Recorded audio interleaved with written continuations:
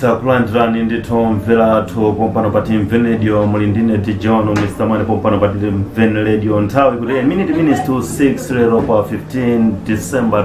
2025 mwakonzeka bwanja nzathu Christmas pamene ndi masiku olengeka chabe kuti ifike mu 25 pamene Mulungu anatifera pa mtanda ndithu ndi nzanga muno mu studio zina lake akhala kuzitchula yekha ndikhale kucheza naye zinthu zingapo zimene niyo mwina mwake makhambo kulingalira kuti kodi mafunso ameneyo ndikakhale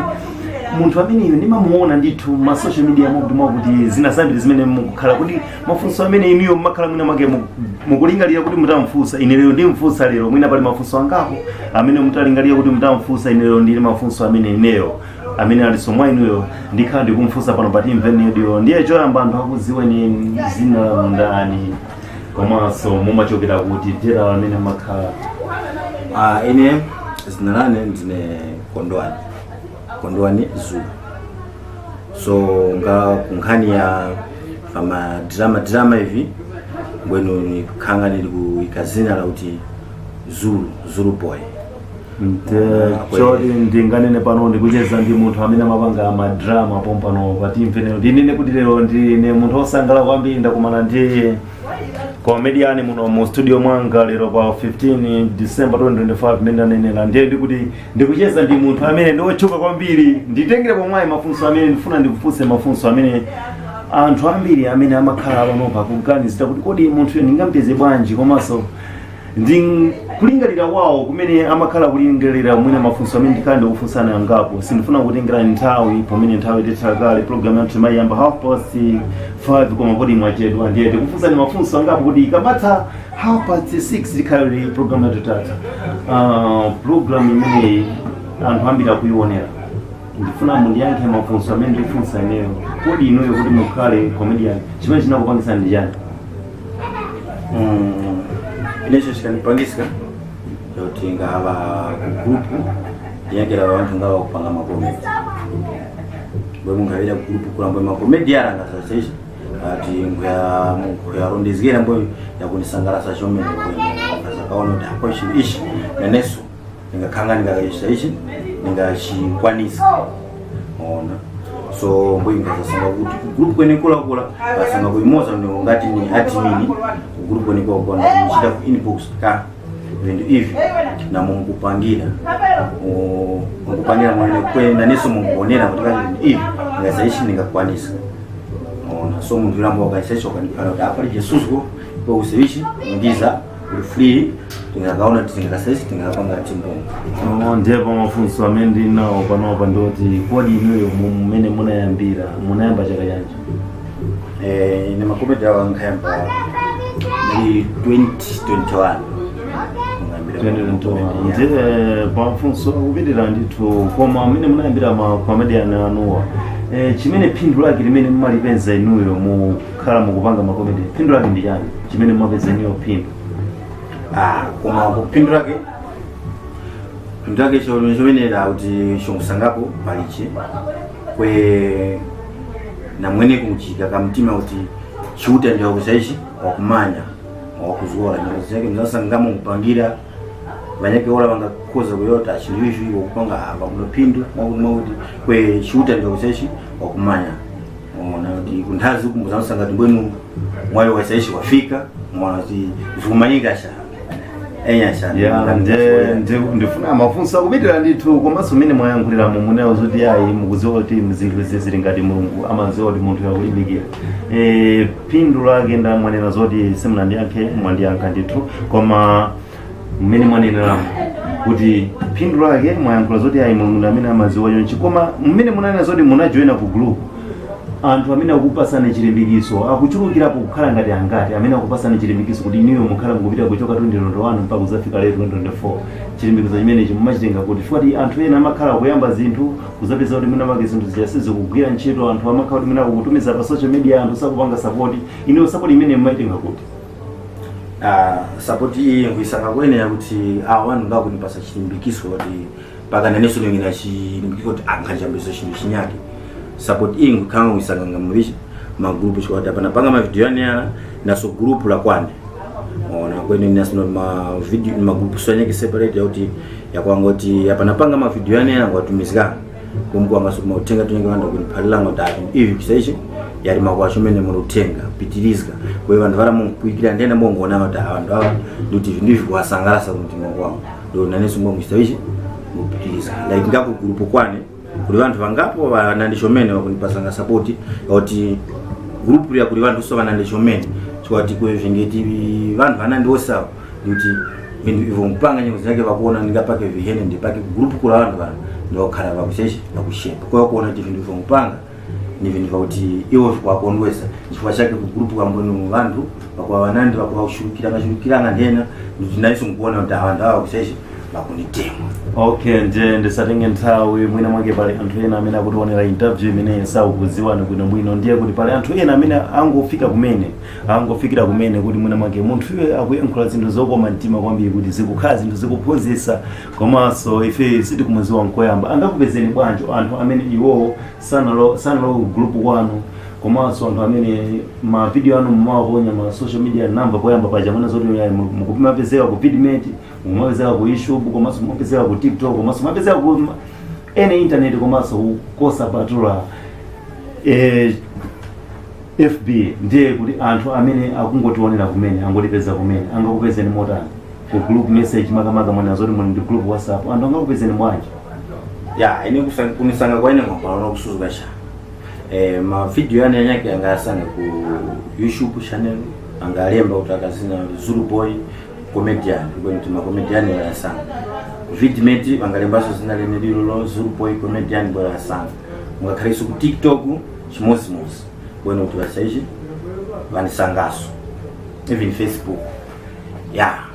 ndithu tangokumana kumene kuti mwina makatha kusirira anthu akuti apo makanyamata kameneko kumbali ya azimayi akhoza kumana kuti ayi kanyamata kameneko ndiye kuti muli phindu menemo akhoza kumasirira azimayi ena tinene kuti muli pabanja kapena muli singo chabe anthu pamene kufuna anthu aziwe kuti muli singo kapena muli pabanja apa nene ni pabanja tunene pabanja muli pabanja ndithu ndi mmene omvera to akuti munthu ali pabanja koma tikatengera kumafunso athu amene anthu akukhala kufunsa papa kuti muli pabanja ndiye mkazi wanu akuti mkazi wanu akuchilandira motani popeza munthu amene akumapanga zinthu zotchuka chonje amapezeka kuti mwina yake pali azimayi ena akukhala kuti mwina mwake kumamusatira kwambiri kumamulembera ma message pa zolinga zimene iye mwanena zoti anthu ambiri amasangalala nazo sikumapezeka azimayi ena akamanena zoti yayi ndifuna ndikuone mwakuti pa nkhani zina zake zolingana ngati zimene mkazi wanu amachilandira motani pa nkhani ngati iyo choti balipo vantu ina naike kuti aukumba tingapa yake unaona kwa ma message yakuzanga mwanakazi wana usesho usakayaona kwisuzu kwenda kuti chwati mwanakazi uyo nilikutola na Yesu chistaishi kupangira rumoza tupangira rumoza so nicho ndio ati iye na Yesu panga complain chwati na Yesu staishi tose gando tose tupanga magome na Yesu mwanakazi na Yesu kupanga magome na Yesu wanu soma panga magome usonyeza ma video anu ose amene mukukhala mukujambula nkazi wanu soma khala mumwe magome ndiye okay ndisabirire kumeneko mwazi wakale omvera kuti munthu ndokwatira mafunso ankazi wake tizamfunsa siku lina ndifuna ndifunse funso awiri kapena limodzi ngati nthawi kuti lola ndifuna ndiziwe kuti inuyo ngati mayi anu pamene bambo anu pamene familia anu ikuchilandira motani chimene inuyo Mulungu anazala mwa inuyo ine familia yane ya usangalala ngawa mu hayambira nja kusangalala nga Mungu pangira kwe kusangalala kwa bingo kuti nyongezi yake kwa kusanga nifumba katika kusanga profiti mbono ngamo na uzuri so kwa mama kwa ndokeleta kusanga kugenda kai krosisha kwa mtaka neso panga nga ushindi wa kuti shuto wakaya kuti kulimbikira kuzamsanga kantu kangashende so muona so nchina neso kwanga shindo tinga kulimbikira kwa kutaki pandazi na anso zamona kusinga kwene nane so kapikane ni kwa kalia Ndisanapite kutali ndifunse mafunso awiri akuti kodi inuyo pa anthu amene mumasirira pa makomediani, anthu amene amapanga makomediani muzakhale ngati ndani amene inu mamusirira kuti nditafika apapa ndiyotite kuyanga yasini mufuna muzakhale ngati ndani? Mafunso amene achokera kwa Rafael Ezekiel Munasongo kuchokera ku Lilongwe. Mbaringani iyo yakuti muzakhale ngati ndani apo ngakangati ngasuzirapo kuyoya kwene naneso kukumba tinga nisafike naneso pavanhu nga aomba kushuka naso panga bishi ndivya naneso ngaripo kukumba ngani ngasechi sidalane naneso ngafika mbali vanhu vinivana so kuti ndinganga yoya kwene ndaomba kuti nosangati vakunisangarasa vanhu vawana ndichomena kupanga nga emoyo kupangira vinhu ivi so ndingalimbira kuzonowa cha kuti pake ni uyu kwene naneso kukumba tinga ngafika pavanhu pa vene vawa kupanga vinhu ndithu ndimene mukumvera anthu pompano pa Imvenradio kuti ndi nthawi pano kuti 28 minutes past 6 mujanonena kuti program yathu inatha 30 minutes pompano pa Imvenradio. Ndifunso lomaliza limene ndingakhale ndikuwafunsa Zulu Boy. Pali mafunso amene ambiri komanso apapa atu pakula mameseji ambirimbiri koma ndingofunsa malingana ndi nthawi yathu. Kodi inuyo anthu amene ndingone kuti anthu tawapaseni nambala yanu imene anthu angalowe ku Facebook kapena ku WhatsApp kapena ku group lanu, nambala yanu ndi chani kuti anthu tisachulukitsire zoyankhula kuti akupezeni mosavuta anthu amene angotionera kumene komanso amene ali ndi chidwi choonera makomediani anu amene mwanena zoti ndiophunzitsa ndithu kumbali za anthu osiyanasiyana pa njira zomwe anthu akukumana nazo. Nambala yanu angayipeze motani kuti apeze group lanu? Nambala yane njakusuzga ningayoya mbonoti mangaitula sukuni babo nchwa ningaisunula mbonoti vaisangira koso mbonoti anganipanga haye tuyani kumba makomedi waloko group mwengu wapanga ads. Ndeta nena ni nambala yanu ndi chani? Nambala yane ni 069 5 069 8 77 5 8 96.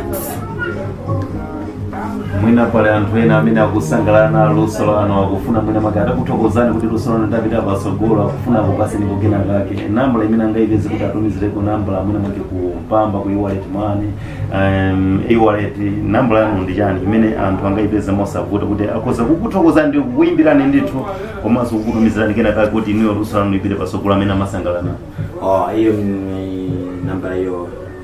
062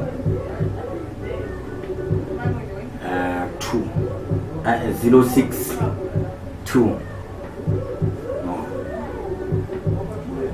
bweza nambala 060 and 33 yeah, then 666 na 6 atatu ya tatu, then mapeto 12 ndithu ndi mmene mukutimvera pompano pa Imvenradio nthawi ya chitanjiro pano pa minutes past 6 kuti mumpeze Zulu Boy kapena kuti mwina mwake mutakhala nayo pa kumuthandiza pakena kake chimene iyo chimakusangalasani yakuti ndi 063366 ma 6 atatu komanso 12 ndiye kuti niyo mwampeza kuti mwina mwake mumpase pamene amalakwisa komanso pamene amakonza kumuthokoza mwina mwake pa chifundo chanu. Ife tili pano chifukwa cha inuyo, kopanda inuyo sitingakhale pano mmene wanenera nzanga Zulu Boy muno mu studio mwathu. Kopanda inuyo zikusonyezeratu kuti inuyo sangapite pasogolo, kusonyeza kuti chilimbikitso chake chikuchokera kwa inuyo. Ndiye pitizani kumusapota yeye pamene walakwisa, kumuzuzula, musachite mantha chifukwa zimene zamapanga chifukwa cha inuyo. Pamene mukuona kuti sakulongosola ndithu mukhoza sokumulowa ku inbox imene anenera Zulu muja kuti ali ndi nambala yomwe mukhoza kumuyimbira 0603366612 pali china chake chomaliza chimene akhoza kukupasirani tauzi ya Malawi ya icho nakumba yoko shomaliro ndio tingakumba uthokoza kwa kwa masupporters yani ayo ngabo tipasa chilimbikiso nga masocial magrupu mu pasanga chilimbikiso kumpalila mwakuti nozeke mkumaya tu magrupu mu wanthu akuyanga vintu pakuti ndivyo yayi makunisambisanga ni vintu pakuti ungatoleranga yayi iwe pitizikaga vintu vako na munga ungasesha wamwaneko ukupangire. So anthu awa nisunenge mazina yawo pauti vakupangira vintu vyo mishomeni vakunimbikisikanga. Anthu awa zina lake kwa kwamba ni Eric Nkhata. Number 2 yoni okuchemeka zina na kuti samwepo kwe linyakeli kima ya makwasha kuti zina lake ya straight ninjani kwe ningaro wakoso Zuva la Luta uyo mundu wakuti moni kuyambira walikunipasako support yoti support mkumaya kuti vanyake vakulumba waka kwene mundu uyo wakuti walikunipasako chindu chakuti nilikuonapo kuti profit yani yasaishi yafika kwenye hapa niti njani Zuva la Luta. So ngashomene kwa anthu awa ti vakunipasa chilimbikiso ti kulupulane so lingapitanga pandazi vanhu pake vakutimbanizika kwenye vakunipasanga chilimbikiso ti paka vintu vani visaishi kuenda makola paka mgutu muna vanhu vana visaishi pakukhaso makola. So kwa anthu awa mpemba ngashomene chikuti ningavaluwa chikuti vakunipasa chilimbikiso. Hai ndithu ndimene mukutimvera pompano pati Mvenedio nthawi yangochita njiro ndi zambiri zomwe ndi mafunso ambiri amene akunditumizira amene amamusatira Zulu Boy koma chachiwiri chomwe ndikufuna nenso ndingopereka big up ndi wanu amene mumakhala mukumusatira Eric Nkhata komanso zamwepo osayiwala Zuva la Luta. Imwe mukukhumbika chomene nese chitumbuka nkhuyo achomene nkokopera chala kweni chitumbuka ine ndicho njiyowelo chakwane ni munge ni chomene pakukhala nase kuyambira pakwamba mpakana pa umaliro niti cheuta umudangilireni wamusungeni umoyo wenu chomene kuzafika mpakana chaka chikwiza tikhalire kukumanaso pano mpa umaliro wetu wa programu itu ya pompano pati Mvenedio umene tinanena kali kuchita mwanthawi zonse lero pa 15 December 2005 tikuti Zuva liwemi I love you.